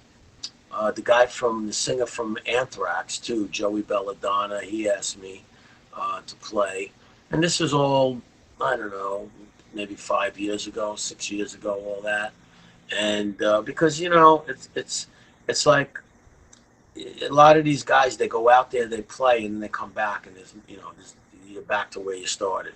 So I pinch myself and say, you're grown up now, you got responsibilities, got to do what you have to do.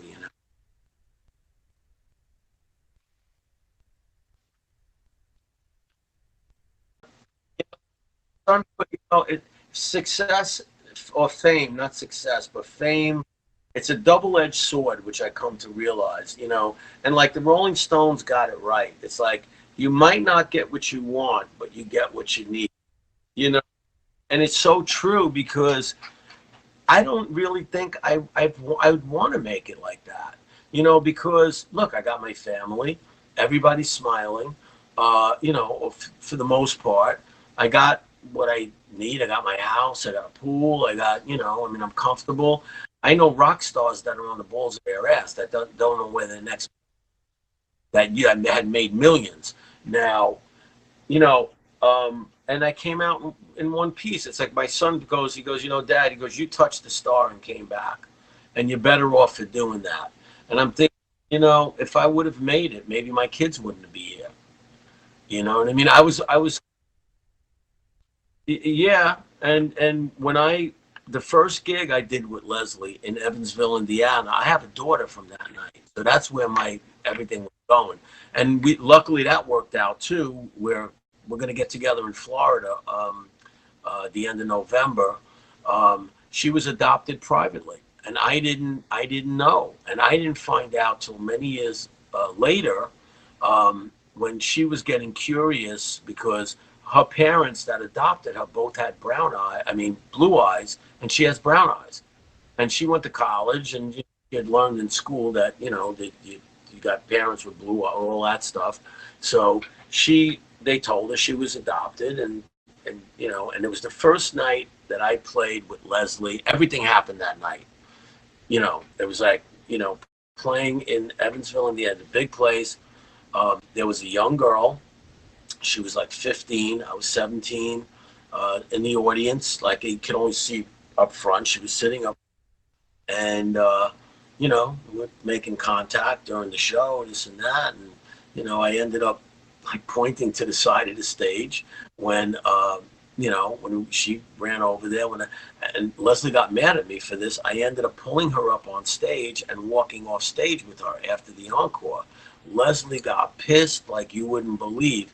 But the only thing I could say is that meant my daughter Tara was meant to be born that night. So I was in Evansville, Indiana for 12 hours. And how many is, yeah. And it just was, look, and I was, doing that a lot back then at 17 and 18 years old, and every town I played in, and, it was a kid in a candy store. But, that night with her, and so she ended up, I don't know how she left, but that was that. It was, and then in September I got a call, by her mother saying, "Come down, you got to marry my daughter, give the baby a baby." What? I said I was 12 hours, and it didn't have to be me. The girl wasn't a virgin; she was a kid, and I was a kid, and I said, but I must have looked like a good target. It was going through my mind, like later on, but that was it. From that September that year on, and I never heard anything again. So she finds the biological mother when she was 19, and she finds the biological mother, when the family told her she was adopted and all this other stuff. And finds the mother, and she's still in Indiana. I think she was in Indianapolis. Yeah, he was in a band, Mountain, Leslie West, and Rockstar, this, that, whatever, telling her what. So, she goes and tries to track me down. Now, she grew up in Newport News, Virginia. So her boyfriend was a drummer. And, oh, Leslie West is playing here. Let's go down and look for, your biological father. She goes to the show. Leslie's playing with Noel Redding from Jimi Hendrix's band. After the show, she goes up to Noel Redding, starts telling him the story. She goes, he goes, "Oh, you must want to meet Leslie." So he takes her backstage. She goes to Leslie. She goes, "Do you know Peter Baranetti or Peter He goes, "Why, you got two of his too?" Because I already had my two kids. She goes, "No, actually, I'm his third." "Oh my God, you look just like blah, blah, blah, blah." And so because of Leslie, he put me in touch with her through our manager. and Bud Prager, and that was a whole nother story. And she calls me on April's Fool's Day, and tracked me down. She called my old manager, and everybody was saying Bud wants to talk to you. Bud wants to talk to you, and I didn't say, what does Bud want to talk to me about? I don't, he wants me to, maybe he's got a gig for me with Foreigner, I said so. But Leslie kept calling me. Call Bud Prager. Call. He wouldn't tell me what it was about. Call Bud Prager. Call Bud Prager. So I go up to Bud's office. Yeah, Bud wants to see me. Now all the other friends of mine in the office are all wondering why Bud wants to see me. And I was playing with Joel Turner at the time. And so I go up there, and he says, that some girl called and said that, she was my daughter. I was like, I sunk into the chair like Professor Kelp from the Nutty Professor. I sunk into that chair like, wow. So anyway, I ended up meeting with her at that point. And to make a long story short, because I could go on and on and on with it. It's a happy ending. She ended up getting married. I went to her wedding. The bio mother went to her wedding. We met at my father's house in Florida because she was down. She drove down to, my father was down there. I said, why don't we meet down there? So we spent 3 days together and in Florida. She comes to the door. She's dressed the same exact way as me. She has on blue overalls with a white t-shirt, long dark curly hair. I bought her 2 dozen roses and a white teddy bear. We looked at each other like we looked at a mirror in the door when she opened the door. It was really wild. And from then on, we've been close. My daughter went out and visited her because now that's her half sister. But so she this one, Tara, really looks like me, like the spitting image of me, and she has my personality and everything too. So we go now. Should we get on? I said, you talk to the biological mother. Yeah, yeah. So I said, can you call her now? Now we're reliving a night that happened years ago on the phone, and the three of us are on the phone. And I says, how did you leave? Well, she goes, well, I hitchhiked out of there. So she hitchhiked out of there. Now I'm there with me, Tara, and the biological mother. Her name's Terry, and on the phone all these years later. So now she goes and gets married. We all go to her wedding. Me, the biological mother, her father, and her mother, and we're all at her wedding. So talk about a happy ending. That because it could have went a whole nother way, and we spent at the wedding. The wedding was in Newport News, and that's the way it's been like ever since. So I mean, like I said, the whole music thing and the fame and all that, it's a double-edged sword. And I talk to guys that have made it. Their kids don't even know them. They toured for years and years and years. And the few that are really fortunate, like the Bon Jovis and the Bruce Springsteens, that managed to keep it together and have their families and not ended up burnt out drug addicts or anything like that. Um, there's very few. You can count them on one hand.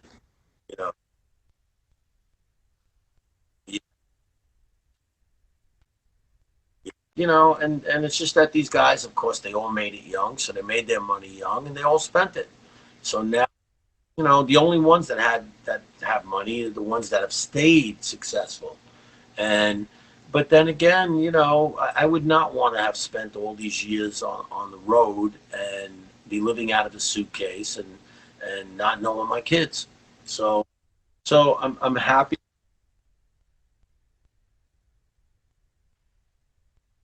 Yeah, well, and believe me, I changed the diapers. I went to the PA meetings, the bake sale, doctor appointments. I did it all, every school trip, everything, and I'm fortunate that I was able to do that. Because if I had gotten to where I thought I would get playing, music, then I wouldn't have seen it. So and so now it's weird, it's not weird, but it all makes sense. It makes sense that for me, how everything turned out. Like I'm still doing what I want to do. I play and I'm doing some pretty cool stuff here and there, but it's not the 2-year world tours that you just go play and you know, so that's yeah, so that's it. And I'm, you know, I got a studio recording. I got great guys to play with. You know, well, 2023. For one, the Paper Empire. We'll see what happens when that comes out, and if the song "Money Is the Magic" gets some attention from it, if it's as good as what they think it is. Let me see. I can maybe, I don't know if you could hear it. I can maybe pull up a little bit of it. He doesn't want me to play it for anyone, but I'm not going to play the whole thing. Where is it? Um, Thunder Farm, not the live album. Okay, um, that's live. Um, okay, this is a little bit of money. Money is the magic.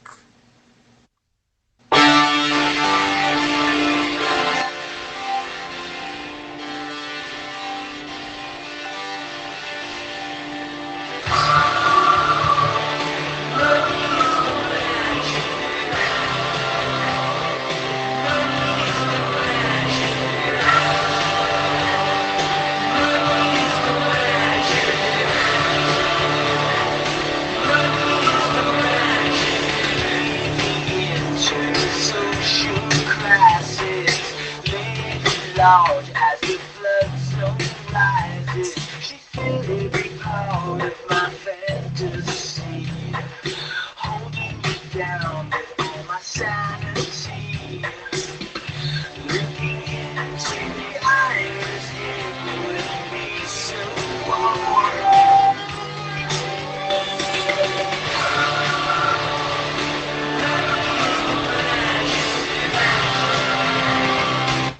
So,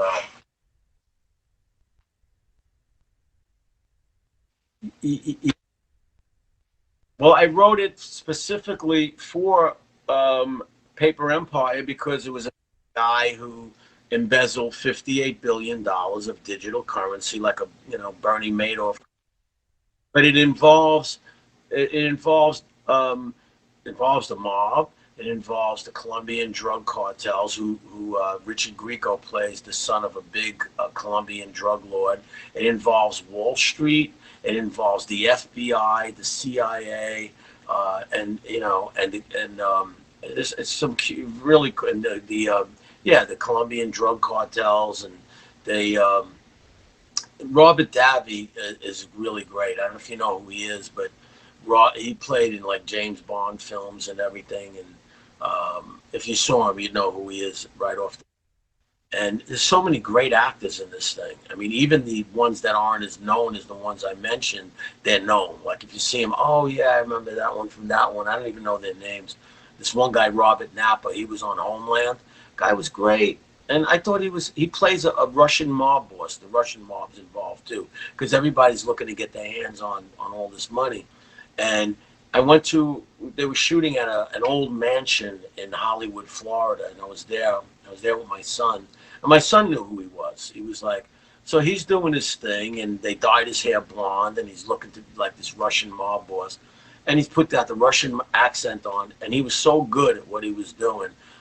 He goes, boy, you really got to, he comes over to us afterwards. They shot a scene. He goes, you really got to yell loud around here to get something you need.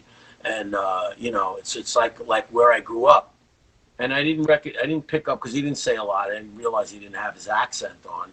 I said, where'd you grow up? I thought he was going to say like Moscow. And he goes, I grew up in Oklahoma. He goes, I grew up on a farm. I said, what? And he's apparently big all around the world. This guy Robert Napa, and he was a great guy and a really good actor, and he was he's been in so much stuff, and it's got the scenes that he plays in there. Are just you'll see it when it comes out, but it's very cool. So I'm gonna do that. Also in 2023, I'm working on something that I'm actually been working with guys from Peter Frampton's band. So John Reagan, who's been with Frampton for the last 31 years, and I was asked to be in his band twice, which I wanted to do it each time, but I couldn't play keyboards. So when he first asked me, because he was opening for us a lot when I the first tours I did with Leslie after we left Humble Pie, and and my management company kept trying to put me together with him. So we spent a lot of time. He used to come up to my house on Sullivan Street all the time, Frampton, and he was living on Spring Street at one point in the same building that Artie lived in. You know, the whole story with that too, with Penny, his girlfriend. So, um, but I couldn't play keyboards, and you know, I would have loved to have done that. And then he asked me again when he was doing the album Art of Control, which was breaking all the rules. And John Reagan, that's when he came on board with breaking all the rules in that album. So I came up with this thought because all my friends that are side guys in big bands, and I'm talking guys that play with Billy Joel, guys that played with uh,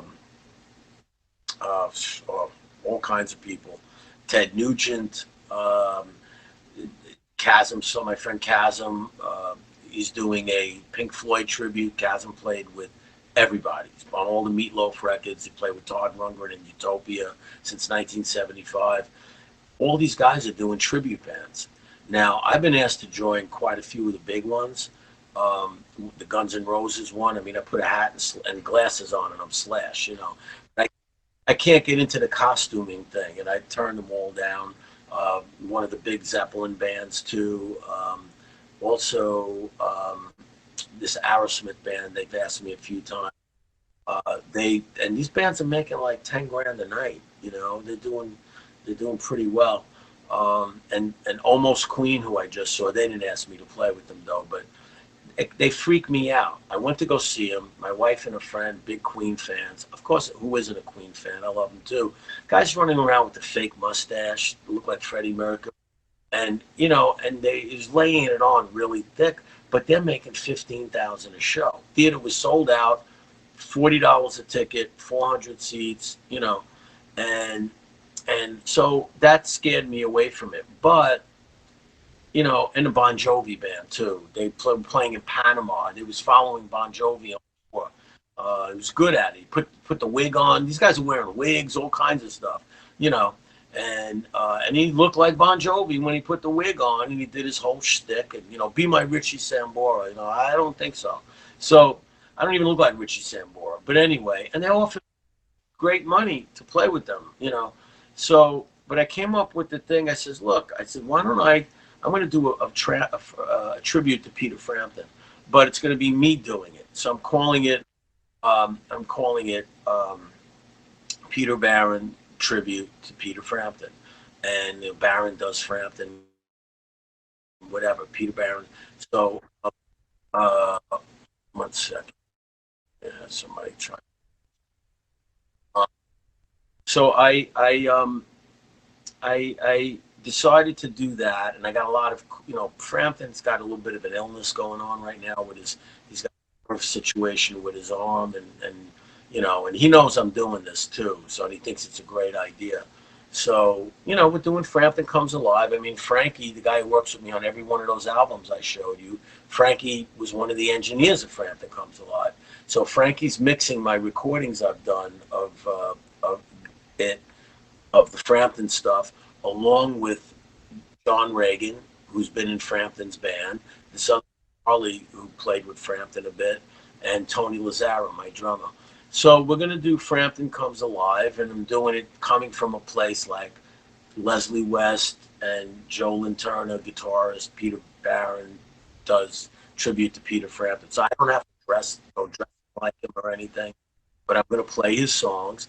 And within the format, I can, you know, once I get the audience, you know, say, look, you know, it's a tribute world out there. We all like to play and we love these bands and everything, but unless you're in a tribute band, you can't get booked, which is really the truth. I mean, you got Todd Rundgren doing Beatle and Bowie tribute bands, you know, so, and he's on tour doing it. So I said, look, I've been playing with Leslie West, the Mountain, for the last 49 years, and here I am playing Peter Frampton songs. Is any Mountain fans out there? Yeah. So then I could do like Mississippi Queen. And that'll lead me into doing one of my songs off the live album, Keep Up Your Head, that would fit in, I think, to Frampton's. And then I'll do You Feel Like We Do after that. and then I could sell all my albums and my T-shirts, getting people to like hopefully pick up on what I do, by doing the Frampton stuff. And also, the money is really cool. So I got agents to book it, and so I'm looking forward, and I like playing the material. But I never, I always knew how good of a guitar player he was. And I've learned a lot of everybody through my life, especially early on, not so much later. And Frampton, I never really learned his solos back then, but I really liked him. But he's so melodic, so different. Um, I learned Hot for Teacher. I learned Hot for Teacher by Van Halen. It took me 5 minutes to learn that intro because it's all tricks. I mean, you're a musician. If you go do it you move it up the neck, you do the thing here, then go to the other string, and and you do that, and I was like, oh, it sounds like wow, But when you learn it, it's very easy, because it's all technique. Frampton's one of his solos took me all goddamn day to learn. One solo from Do You Feel Like We Do, to the point where I was like frustrated. I was like, this guy, he's killing me, trying to learn his solos. But I got it, I got him down, and we recorded 5 songs. So when I went up to the studio to get John Reagan to play bass on it, he goes, I haven't had this much fun playing in 3 years. He goes, you sound just like him, and I'm working hard to sound like him. And he says, it sounds just like him. So I said, well, that's the idea, and my live album sounds nothing like Frampton. All my other albums too, and they all sound different from each other. But it's fun learning this stuff and re-exploring, learning another guitar player again, like all these years later. Gets your brain working, and very nice guy, and really, really, really nice, really sweet guy. And I mean, when I was a kid, I mean, he's now is about 73. He when he was doing Something's Happening, I was on tour with Leslie. I was staying upstate at the tour manager's house, and he was friends with Mary Beth and so Penny, so I would stay over their house. Anyway, he'd asked me if he could play me his guitar solos he was working on the album. Like, yeah, sure.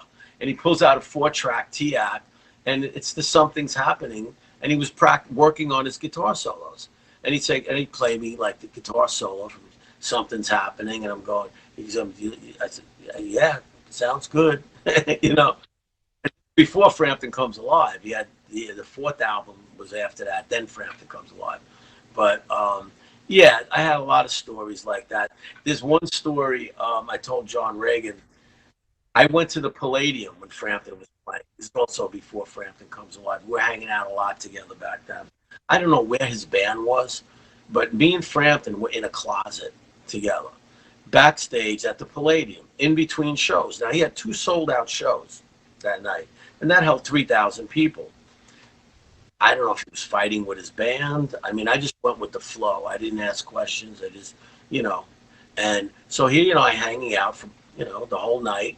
In between shows, we're in a closet, a soda closet, not even a dressing room. We're sitting on cases of Coca-Cola and smoking ourselves into oblivion. Like, me and him, nobody else. Meanwhile, you got 3,000 people and then another 3,000 people. And so the Late Show, he comes out, me and him come out, we're blitzed. And I don't even know who opened because I was with him the whole time, wherever we were out. And we weren't in the dressing room, and we weren't with the band. He just came out of the closet and went on stage, and it was like surreal because there weren't many people backstage. But I'm sitting there, and I'm like all potted up, like zoned out, and I'm watching from behind walk out on a runway and play Lines on My Face. And this guy is killing it on the guitar off the top of his head. He's like, and I'm like, holy shit, I just fucking sitting there smoking weed with in the closet, no less. And now he's out there, and it was just surreal. And I wish I had a camera. I wish I had all these times, and I could go on and on with a million of these times with different people. That was a special moment. I thought thought that I made it, or I was on my way to making it. I didn't know that that was probably, the most connected and biggest situation that I was going to ever be in at that time. I mean, I was jamming with Steve Marriott in a hotel room with Leslie, with the Blackberry back, with T Rex, with Mark Bolan. All these people aren't even around anymore, So it just went on and on and on. And it was a candy store. It was a fairy tale dream that, I'm like, what do I have to, take pictures, with these people for? There's going to be a lot more of this coming down the pike, and, but that was I started at the top and worked my way to the bottom. Really, um, survived, and I know. Look, I mean, a lot young. I mean, Steve Marriott died fairly young. He died in a fire. I mean, I got to give you a the list of all these guys that dropped like flies, and um, yeah. So it's certainly a journey. I guess I did touch the star and come back. And I just continued to make music. I mean, so in 2023, yeah, I got my Thunder Farm studio album, and also we'll see what happens with the Frampton stuff. I pro Yeah, matter of fact, if I'm going to be like using different bands where I play, because I'm not going to do this in Manhattan because I don't need to do it. I got Thunder Farm when I do the cutting room and stuff, or Staten Island. I don't want to do it on Staten Island where I live because there's no clubs anymore, big clubs. It's just the St. George Theater. And could I do the St. George with that? Yes, because there's a couple of bigger tribute bands. Almost Queen played there, um, and that Get the Lead Out and Kashmir. These couple of they play this place. And that's 1,900 seats. My friend used to own it. I played there 3 times. But anyway, I'll do it. I want to do it in Florida. I have bands like over, maybe in your neck of the woods. I got a drummer in Marty who does my website. He was on my active CD. So I have different places around the country that there's different bass players and drummers and a couple of keyboard players. So, I mean, I don't know. I mean, you're in Indiana.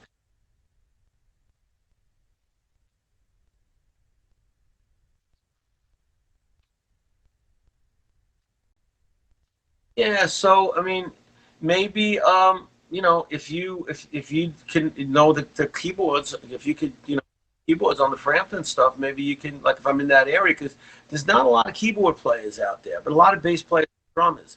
So, and if I don't take one of the keyboard player to come out, because it depends how much money you make, it gets expensive flying everybody around. You definitely don't want to be driving all over the place. I'd like to go to a certain area, play 3 or 4 gigs, and come home. Like Florida, I got 3 different bands in Florida alone, and they're all guys who have played with me at one time or another, and they're all game to do this. But most of the weight is on me. I get on a plane with my Fender and my talk box, and I could play anywhere. So, so that's my thought. So, and I have agents to book it, and we'll see where it leads me to play. But yeah, yeah, yeah, right. It seems like yesterday, right? Yeah. And South Street, and and that whole thing, and yeah, that was a great place to grow up. Yeah, just the Stella, put her in the band. She could be one of the backup singers, you know. Yeah,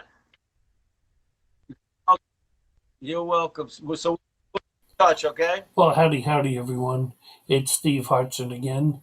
Um, usually don't do this at the end of a show, but then again, you usually hear what I have to say to the guests most of the way through the show. I just want to add in, just at the end here, something I said to Peter during the show that we're not going to hear because my part was deleted out of that. Um, Peter's been a sort of inspiration to me all these years. Um, I heard Peter play when he was really young. When I was really young too. I mean, he a couple of years older than I am, not too many. And I heard him play, and even all those people's names that he mentioned. You know, we grew up in a really, really great place called the West Village. We called it the neighborhood, and we were all really, really close to each other. I mean, so close. Peter lived right across the street from me. We grew up together. He actually sang in the choir, which he talks about with my brother Robert, and you know, we've known each other for a number of years there, but then we lost touch when he became famous. And, you know, I give him a lot of credit. Like he says in the video, there's a lot of people who didn't make it out, that went in and either from partying or, you know, just in general, didn't make it, that passed away early in life or, you know, overdosed or really is sitting there bankrupt right now and just sitting, you know, in some homeless shelter. We've seen it already with some actors and some musicians as well. So Peter has sustained himself. He's also raised a couple of really good kids. He has a son and a daughter. He has a stepdaughter, and now he has another daughter, which you talked about, which is an amazing story. And it all happened right here in Indiana. But I just really, really want to thank Peter for taking the time out of his schedule to come here to talk to us, to bear with us when we tried to find a way. My poor wife Jen worked hard figuring out how we were going to at least be able to talk to each other. Then it was my job to try to figure out how to record what we were talking to each other. There were probably better ways, but on the spot, it had been already an hour. We wanted to get the show rolling. So thank you again to Peter Barron. Maybe in the future, Peter, if you're listening, maybe we'll come back on and we'll do a part two because I want you guys to know in the 2 hours we spoke, I still had about 5 or 6 questions that would have taken us another hour, hour and a half that I skipped over for time reasons that maybe one day we'll be able to go back to. So thanks for listening and truly hope you enjoyed the show.